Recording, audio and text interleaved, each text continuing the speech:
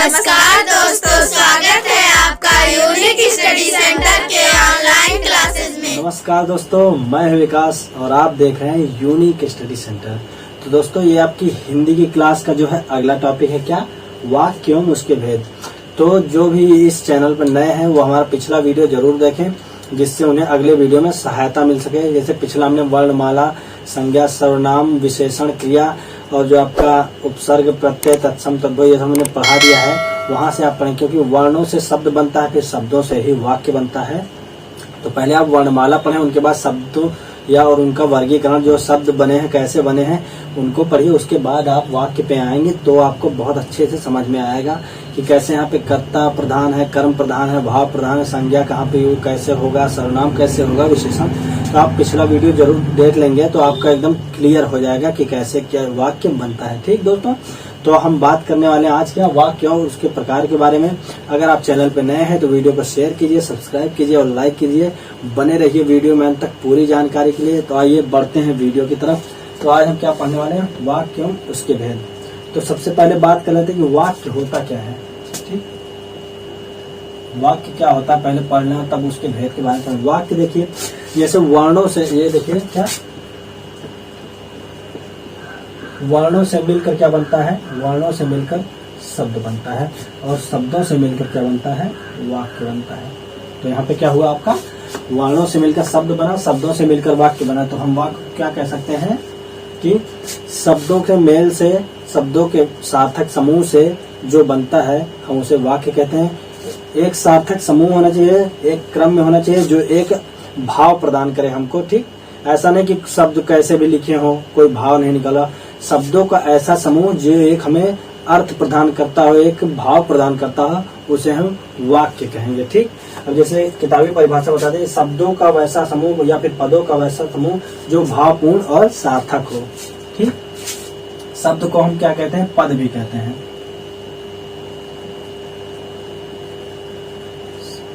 शब्दों या फिर हम पद भी कहते हैं। आगे हम बताएंगे कैसे पद होता है, वाक्य में पदों का यूज कैसे, उपयोग कैसे पहचानेंगे पदों का सार्थक समूह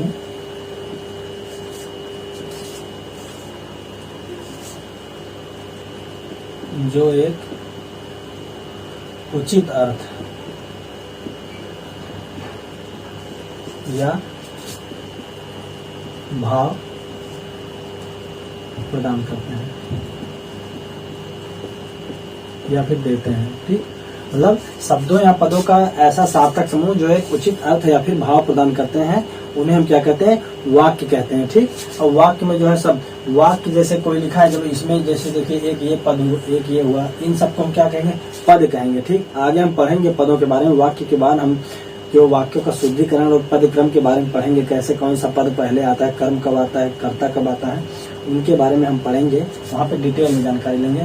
तो यहाँ पे क्या हो गया आपका, आप बस अभी इतना जानिए कि शब्दों या पदों के सार्थक समूह जो एक उचित अर्थ या फिर भाव प्रदान करते हैं, उन्हें हम वाक्य कहते हैं। अब बात कर लेते हैं, देखिए जैसे वह वाक्य जो पूर्ण भाव ना दे सके अथवा जिससे भाव अधूरा रह जाए, उसे हम क्या कहते हैं, उपवाक्य या फिर आश्रित वाक्य। मतलब जो हमें पूरा भाव ना दे सके, जो फिर अधूरा रह जाए, उसे हम उपवाक्य या फिर आश्रित।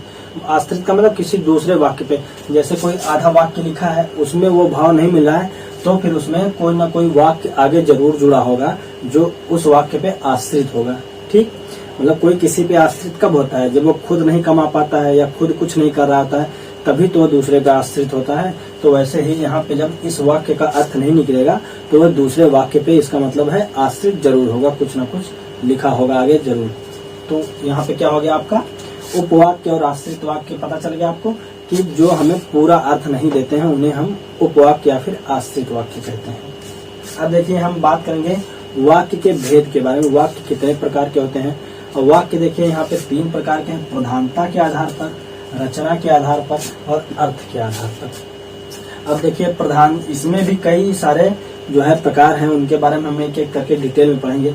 अब लेकिन देखिए प्रधानता, जैसे कर्ता प्रधान, कर्म प्रधान या फिर भाव प्रधान। ठीक, वहाँ पे देखा जाए कौन प्रधान है, इस वाक्य में कौन प्रधान है, इसीलिए वहाँ पे बताया गया कि प्रधानता के आधार पर। अब देखिए रचना के आधार पर आपका जो हो गया रचना के आधार पर आपका यहाँ पे जो हो जाएगा क्या वो सरल या साधारण वाक्य, मिश्र वाक्य, मतलब कोई वाक्य एक ही लाइन में लिखा है तो सरल हो गया, दो को मिला के लिखा है मिश्र वाक्य, संयुक्त वाक्य, इनके बारे में हम पढ़ेंगे रचना। और अर्थ के आधार पर भी आपका ऐसे ही कई सारे हो गए, जैसे आज्ञावाचक, प्रश्नवाचक, विस्मयवाचक, संदेहवाचक, इन सब के बारे में हम आगे डिटेल में पढ़ने वाले हैं। तो देखिए प्रधानता के आधार पर कौन सा हो गया यहाँ पे, प्रधानता मतलब यहाँ पे वाच्य के बारे में हम बात करेंगे कि कौन सा इसमें प्रधान, जैसे कर्तवाच्य,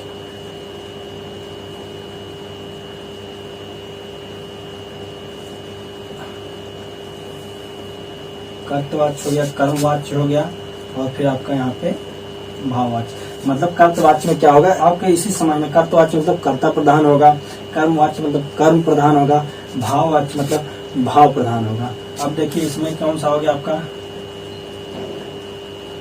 सरल हो गया, और आपका दूसरा सरल वाक्य हो गया, मिश्र वाक्य हो गया,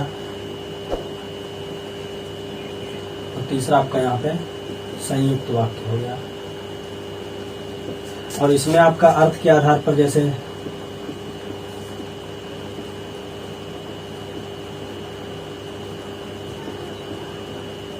विस्मय बोधक, नकारात्मक, ऐसे भी और सारे हैं। इनके बारे में जब हम अभी पढ़ेंगे अर्थ के आधार पर तो उनके सारे भेदों के बारे में हम एक एक करके बात करेंगे। तो सबसे पहले हम क्या बात करने वाले हैं, सबसे पहले हम यहाँ पे प्रधानता के आधार पर बात करेंगे। इनके तीनों जो है यहाँ पे कर्तवाच्य, कर्मवाच्य और भाववाच्य, उनके बारे में हम बात करेंगे। उससे पहले हम एक देख लेते हैं, जैसे आपका यहाँ पे क्या होता है, उद्देश्य और विधेय होता है। क्या उद्देश्य और विधेय एक वाक्य के अंग होते हैं। कौन कौन से वाक्य के दो प्रमुख अंग हैं, कौन से, उद्देश्य और विधेय। अब देखिए उद्देश्य क्या होता है और विधेय क्या होता है। वाक्य में काम करने वाला, ठीक, वाक्य में जो काम करने वाला होता है, वाक्य में काम करने वाला आपका उद्देश्य होता है, या फिर क्या कह सकते हैं जिसके बारे में कुछ कहा जाए। वाक्य में कोई काम कर रहा है या फिर जिसके बारे में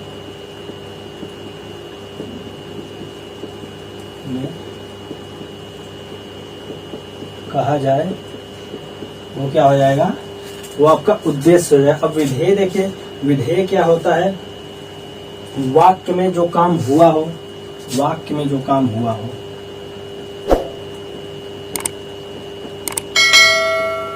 वाक्य में जो काम हुआ हो, ठीक, या फिर क्या कहता है उद्देश्य के बारे में जो कहा जाए, ठीक, जिसके बारे में होगा या फिर जो कहा जाए, उद्देश्य के बारे में जो कहा जाए।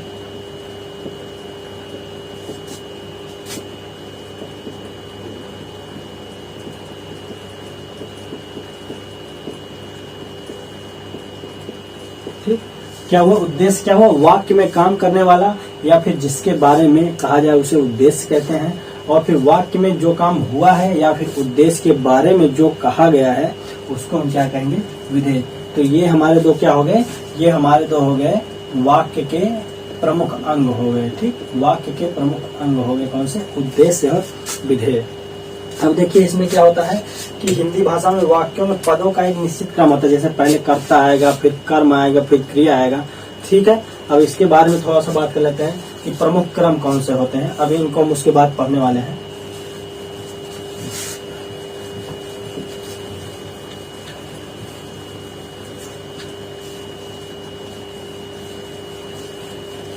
क्रम का जानना बहुत जरूरी है। अगर आप जैसे कर्ता पहले आ रहा है तो आप बाद में कर देंगे तो वहाँ पे क्रम गड़बड़ हो जाएगा और फिर वहाँ पे अर्थ जो है उसका सार्थक अर्थ नहीं निकलने वाला है, ठीक।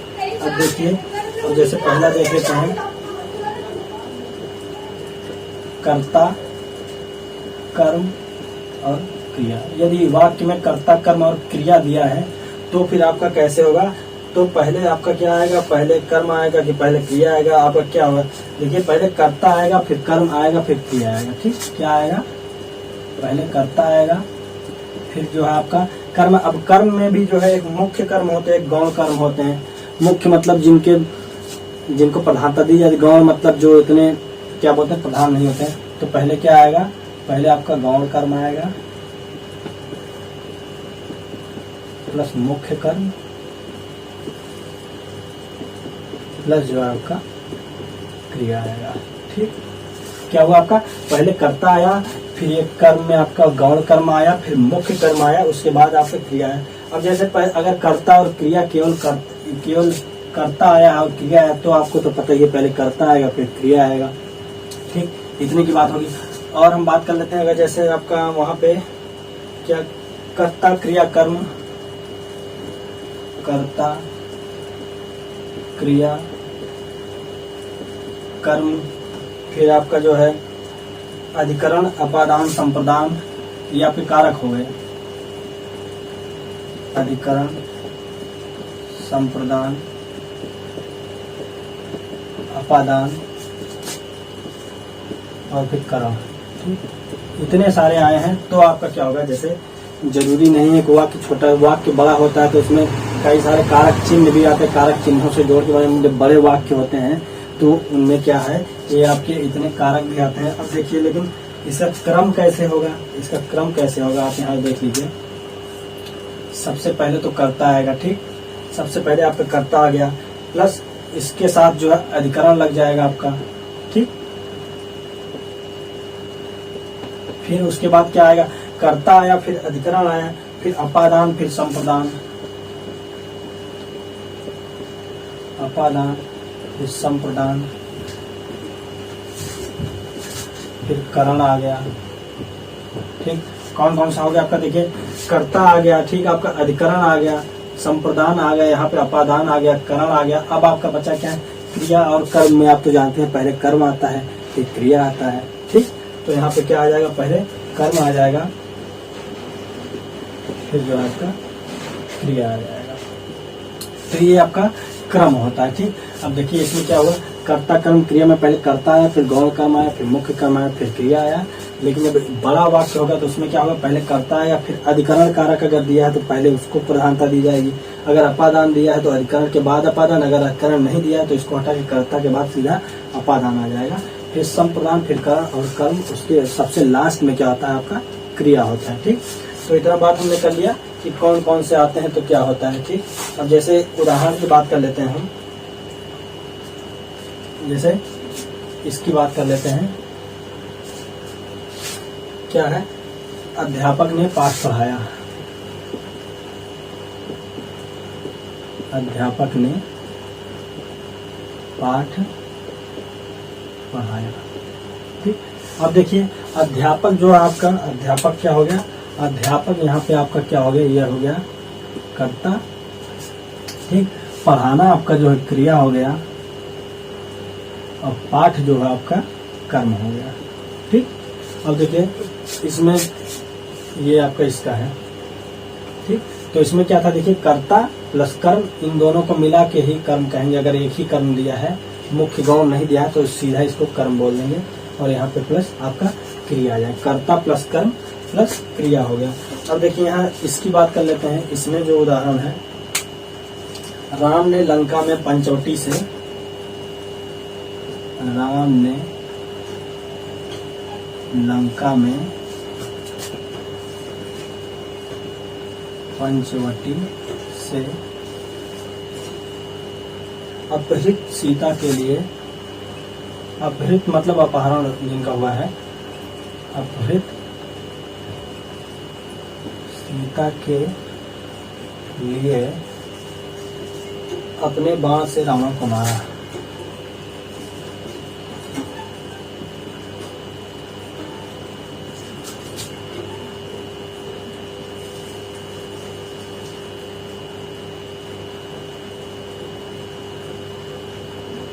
अब देखिए इसमें सबसे पहले कर्ता की बात कर लेते हैं। ठीक, राम राम राम की बात होगी, ये कर्ता हो गया। ठीक, अब अधिकरण मतलब जानते हैं आप, अधिकरण क्या होता था, अधिकरण मतलब में पर, ये आपका अधिकरण में आता था। इसके बाद जो आपका देखिए अधिकरण आया, फिर अपादान से अलगाव, हमने पूछा था से या फिर अपादान से यहाँ पे हो गया, ठीक। संप्रदान के लिए था आपका, देखिए यहाँ पे के लिए, यहाँ पे से आया अपादान, यहाँ पे के लिए आया। अब करण भी से होता है, ठीक, करण के बाद से आया, फिर कर्म को आ गया, फिर क्रिया मतलब मारना, ठीक। क्या आया आपका, पहले कर्ता आया, फिर अधिकरण आया, फिर अपादान आया, फिर संप्रदान आया, फिर करण आया, फिर कर्म आया, उसके बाद जो आपका क्रिया आया, ठीक। तो ये आपका सही जो है क्या क्रम होता है, ठीक। इतना बात हो गया। अब यहाँ पे दिया अगर 2 अधिकरण है तो पहले क्या होता है, कालवाचक अधिकरण आता है, फिर स्थानवाचक अधिकरण आता है, ठीक। अगर यहाँ पे 2 अधिकरण है, 2 अधिकरण दिया है, ठीक, तो इसमें क्या होगा, कर्ता प्लस कालवाचक अधिकरण, फिर उसके बाद स्थानवाचक अधिकरण, उसके बाद जो है क्रिया हो जाएगा, ठीक। इतना आपका हो गया। अब जैसे क्या बोलता है, वर्षा ऋतु में आकाश में बादल छाए होते हैं, क्या देखने जैसे, वर्षा ऋतु में आकाश में बादल छाए होते हैं। अब देखिए यहाँ पे क्या हो गया, 2 बार में आया ना, लेकिन इसमें क्या, एक वर्षा ऋतु मतलब कालवाचक हो गया, किसी समय की बात हो रही, वर्षा ऋतु एक समय में आता है, तो क्या हो गया यहाँ पे आपका हो गया ये कालवाचक। अब आकाश में बादल कहाँ छाता है, आकाश में, तो वहाँ पे आपका एक स्थानवाचक हो गया, ये आपका कालवाचक हो गया, ये आपका जो स्थानवाचक हो गया, ठीक। उसके बाद जो आपका क्रिया हो जाता है, ठीक, बादल छाना, ये अब छाना आपका क्रिया हो गया, ठीक। ऐसे ही आपका हो जाएगा, जैसे रवि संध्या में पार्क में टहलने जा, संध्या में एक कालवाचक हो गया, पार्क में एक स्थानवाचक हो गया, टहलना एक क्रिया हो गया, रवि जो है कर्ता हो गया, ठीक। यहाँ पे आपका ये हो गया। संबोधन कारक में जानते हैं आप, संबोधन को पहले लिखा, जैसे यहाँ पे अरे लिखा है, ठीक, हे लिखा है, तो ये सब जो है सबसे पहले यही आता है। इतना बात हो गया, ठीक। अब हम बात करेंगे क्या, जैसे दिया है शब्दों में निकटता हो, किसी वाक्य में की रचना करते समय ध्यान रहे कि पदों में निकटता होनी चाहिए। पदों में निकटता क्या हो गया, सबसे ये भी आपका एक त्रुटि होता है, मतलब वाक्य में शुद्धिकरण होता है, क्या, शब्दों में निकटता होनी चाहिए। अब शब्दों में निकटता क्या होती है, जैसे यहाँ पे समझिए, जैसे राम ने रावण को मारा। अब देखिए यहाँ पे ये इतना खाली स्थान है ना, ये इतना, तो ये नहीं होना चाहिए। शब्दों में निकटता ये भी एक त्रुटि वाक्य में शुद्धिकरण का एक अंग है, ठीक। कैसे, यहाँ पे ऐसे होगा, एक जो है निश्चित गैप होगा, एक निश्चित जो है इनके बीच में दूरी होनी चाहिए। जैसे राम ने रावण को मारा, यानी कि ये इतना दूर हो गया, ये इतना दूर है, इतना ही दूर है, इतना, सबके बीच में एक बराबर दूरी होनी चाहिए, एक बराबर गैप होना चाहिए, ठीक। तो ये हो गया आपका शब्दों में निकटता होनी चाहिए। अब हम बात करेंगे क्या, जैसे वाक्य के वर्गीकरण, वाक्य के भेद के बारे में। तो सबसे पहले कौन सा बात करने वाले हैं हम लोग, प्रधानता के आधार पर। इतना तो आपको समझ में आ गया वाक्य क्या होते हैं, वाक्य के में क्रम कैसे आएगा, कर्ता क्रिया कर्म दिया है या फिर कोई कारक चिन्ह दिया है तो उनका क्रम कैसे होगा, इतना तो आप समझे हुए। उद्देश्य कौन सा होता है, विधेय कौन सा होता है। अब हम बात करेंगे प्रधानता के आधार पर।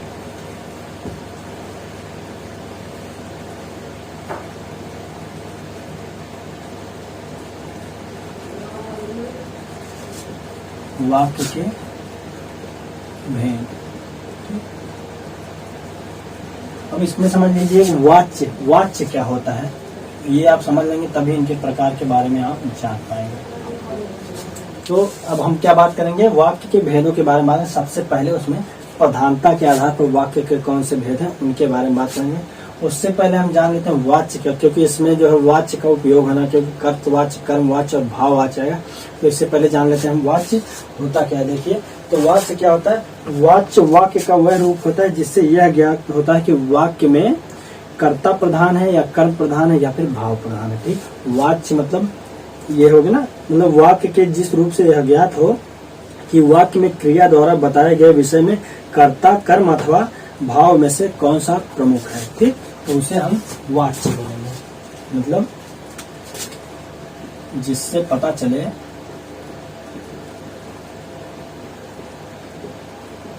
कि वाक्य में कर्ता कर्म या फिर भाव प्रधान है। इसका मतलब क्या है? सीधे शब्दों में इसका मतलब हुआ कर्ता कर्म या फिर भाव की प्रधानता को हम जो है चिन्हित करते हैं। कैसे जानते हैं कि कर्ता प्रधान है, कर्म प्रधान है, भाव प्रधान है? उसी को हम वाच्य कहते हैं। अब देखिए, अब इनके प्रधानता के आधार पर भेद कौन से हो गए आपका? एक हो गया आपका कर्तृवाच्य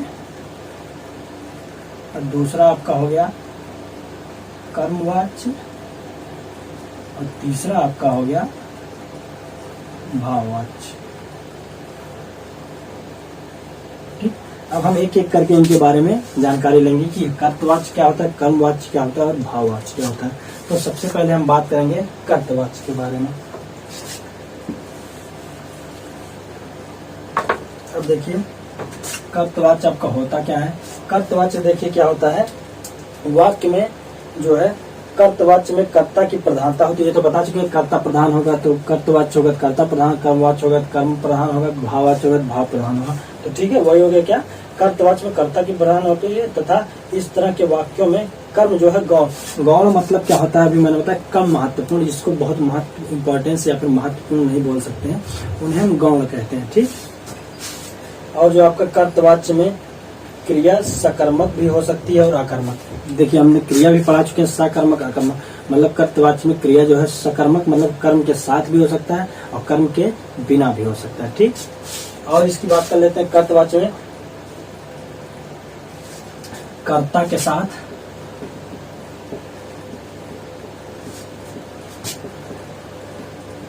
ने या फिर शून्य कारक चिन्ह।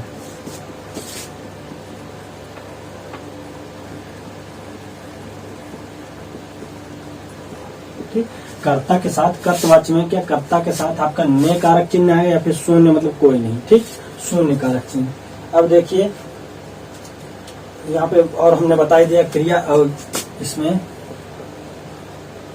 क्रिया की बात कर ली क्या? सकर्मक या फिर आकर्मक होंगे। ठीक, ये आपका हो गया। मतलब कर्ता के साथ क्रिया जो है सकर्मक भी हो सकता है और आकर्मक भी हो सकता है। तो सीधे सीधे हम क्या कह लेते हैं इसको? ऐसे कहते कर्ता प्लस आपका कारक चिन्ह कौन सा? ने या फिर शून्य, और फिर जो क्रिया जो है क्रिया जो है आपका सकर्मक या फिर आकर्मक। ठीक, तो आपका ये बात हो गया, जो क्रिया जो है आपका सकर्मक और आकर्मक भी हो सकती है। ठीक, तो ये क्या हो जाएगा आपका? क्रिया के साथ होगा, क्रिया के साथ होगा सकर्मक या फिर आकर्मक। ठीक, तो इतना हमने बात कर लिया। अब हम इसके एक एग्जांपल के बारे में बात करें। जैसे दिनेश किताब पढ़ता है।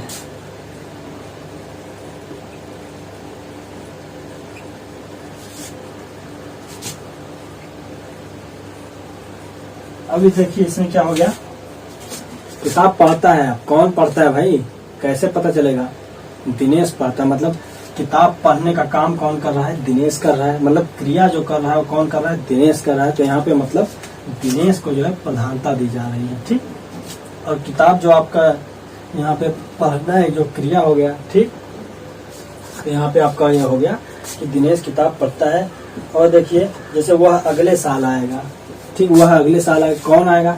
वह या फिर राम अगले साल आएगा। यहाँ पे राम को प्रधानता दी जाए। ठीक, तो वहाँ पे क्या हो गया आपका जो है प्रधान में प्रधानता किसकी हो रही है? दिनेश, यानी कर्ता प्रधान हो रहा है। ठीक, तो आपको इतना समझ में आ गया कर्तवाच्य में कैसे कर्ता को। अभी आप जब कर्मवाच्य पढ़ेंगे तो वहाँ पे आप देखेंगे कर्ता प्रधान नहीं हो रहा है। ऐसे नहीं हो रहा है। अभी वहां पे देखिए तो आपको समझ में आ जाएगा।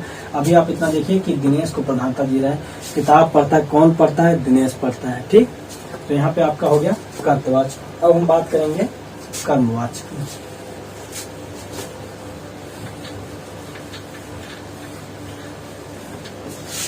दूसरा हमारा कौन सा हो गया? दूसरा हो गया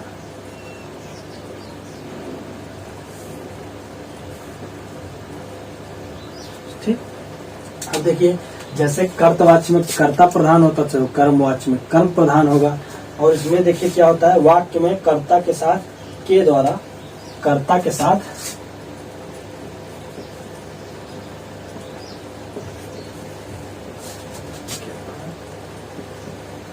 के द्वारा, यह ध्यान है, कर्ता के साथ के द्वारा आता है। ठीक, और देखिए इसमें क्या होता है, जिस वाक्य में कर्म प्रधान होता है उसे कर्मवाच्य कहते हैं। इस प्रकार के वाक्यों में कर्म की प्रधानता के कारण कर्ता या तो लोप हो जाता है या फिर गायब, कर्ता का लोप हो जाता है, मतलब कर्ता गायब हो जाता है। ठीक, तो या फिर कर्ता को जो है उतना प्रधानता नहीं दी, उसका लोप कर दिया, इसको नहीं बताया जाता है।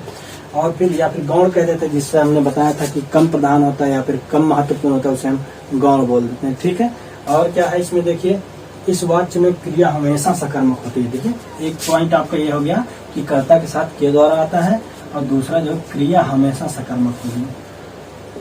क्रिया हमेशा सकर्मक यानी कि कर्म के साथ आएगा, कर्म के साथ, इसको हम क्या बोल सकते हैं? सकर्मक। ठीक, तो आपका इतना हो गया। रुको, तो आपका इतना हो गया क्या? कर्ता के साथ के द्वारा आता है या फिर क्रिया हमेशा कर्म के साथ आती है। जैसे देखिए उदाहरण की बात कर लेते हैं।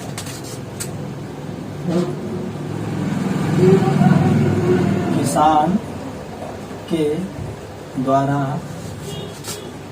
खेत जोता गया।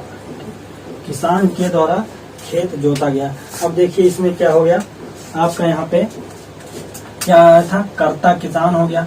इसमें क्या है? के द्वारा है, कर्ता के साथ के द्वारा आता है। और क्रिया जोता गया। ठीक, क्रिया, अब क्या? खेत जोता गया। ठीक, क्रिया हमेशा जो है हमेशा सकर्मक होगी। ठीक, कैसे? जैसे देखिए राजेश के द्वारा मूर्ति बनाई जा रही है। ठीक, बनाई जा रही है क्या? मूर्ति, तो वहाँ पे वही आया। और देखिए जैसे सड़क बन रही है। ठीक, तो वहाँ पे भी हो गया आपका। और आपको देखिए अध्यापक के द्वारा पाठ पढ़ाया गया। ठीक, अध्यापक के द्वारा पाठ पढ़ाया गया। ये देखिए ये जरूरी नहीं है कि के द्वारा हमेशा आए, लेकिन ये हमेशा देखिए इसमें लिखा है ना, कर्म के साथ आएगा हमेशा, क्रिया हमेशा कर्म के साथ आएगा, लेकिन ये जरूरी के द्वारा आए। जैसे आपका देख लीजिए, रोगी को दवा दे दी गई है। ठीक, रोगी को दवा दे दी गई है। तो दवा देना, ठीक, दवा हो गया, और दे देना ये आपका क्रिया हो गया। और आपका यहाँ पे देखिए रोगी को, यहाँ पे के द्वारा नहीं है, जरूरी नहीं है के द्वारा हमेशा आए, लेकिन ये जरूरी है कि कर्म के साथ क्रिया आएगा। ठीक, तो आपका यहाँ पे क्या हो गया? कर्तवाच्य क्लियर हो गया, कर्मवाच्य आपको जानकारी मिल गई। अब हम बात करेंगे भाववाच्य या फिर प्रधानता के आधार पर वाक्य का आखिरी भेद। इसके बाद हम रचना के आधार पर बात करेंगे। ठीक, तो यहाँ पे अब देख लेते हैं, कर्मवाच्य हो गया, अब भाववाच्य की बात कर लेते हैं।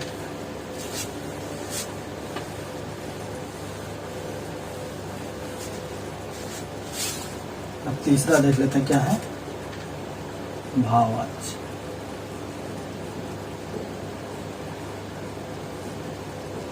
अब देखिए भाव, इसमें भाव को प्रधानता दी जाएगी। ठीक, तो इसमें कर्म को प्रधानता, फिर कर्ता को प्रधानता, इसमें क्या है? भाव प्रधान होगा, कि भाव के आधार पर हम प्रधानता देते। जिस वाक्य में कर्ता प्रधान ना होकर क्रिया प्रधान हो उसे भाववाच्य कहें। मतलब क्या हुआ? कर्ता प्रधान ना होकर क्रिया प्रधान हो।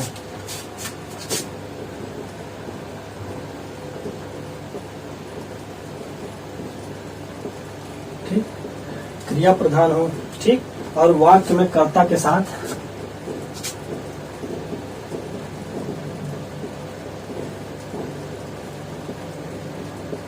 से कारक चिन्ह है।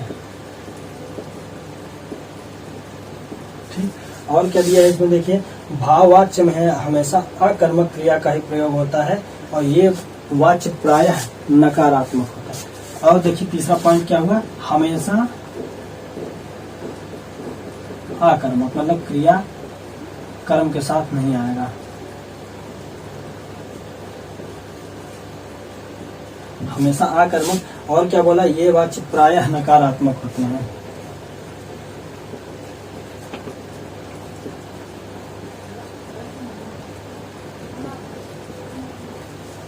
ठीक, क्या हो गया, क्रिया प्रधान होता है, कर्ता कर्म प्रधान ना होकर क्रिया प्रधान होता है, कर्ता के साथ कारक चिन्ह से आता है, और फिर ये जरूरी नहीं हमेशा से आए, कभी कभी नहीं भी आएगा, और हमेशा ये जरूरी है, ये हमेशा आएगा, आकर्मक हमेशा रहेगा। ठीक, और प्रायः नकारात्मक होते हैं ये वाक्य। ठीक, अब एग्जाम्पल के माध्यम से इसको समझते हैं, कैसे, उदाहरण के माध्यम से।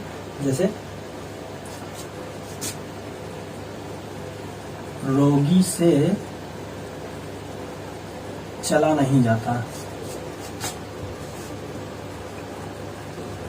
ठीक, और इसमें देखिए एक भाव निकल, रोगी से चला नहीं जाता। अब देखिए क्या बोला, अब इनको चेक कर लेते हैं। जैसे चलना, चलना आपका प्रधान हो गया ना, क्या नहीं होता, रोगी से चला नहीं जाता। मुझसे खाया नहीं जाता, क्या नहीं होता, खाया नहीं जाता। तो यहाँ पे देखिए सबसे पहले क्या हो गया, क्रिया प्रधान हो गया। अब देखिए कर्ता के साथ से कारक चिन्ह आ गया, हमेशा आकर्मक, और इसमें कर्म नहीं आया है, और प्रायः नकारात्मक होते हैं। ठीक, ये चारों आपने देख लिया कैसे हो गया, रोगी से चला नहीं जाता। तो इसमें क्या, और दूसरा बात कर लेते हैं। जैसे मुझसे दिल्ली जाया नहीं जाएगा।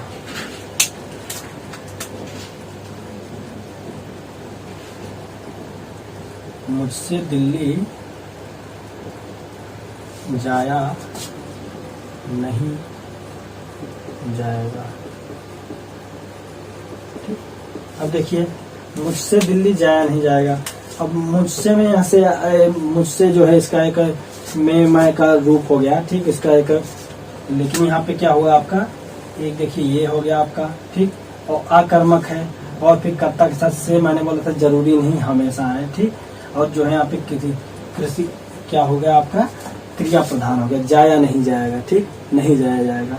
तो आपका यहाँ पे नहीं जाना जो आपका यहाँ पे क्या हो गया, क्रिया प्रधान हो गया। तो यहाँ पे हमने क्या, भाववाच्य, कर्मवाच्य और कर्तावाच्य पढ़ लिया। उसमें कर्ता प्रधान होता था, उसमें कर्म प्रधान होता था, और इसमें जो है क्रिया प्रधान होगा।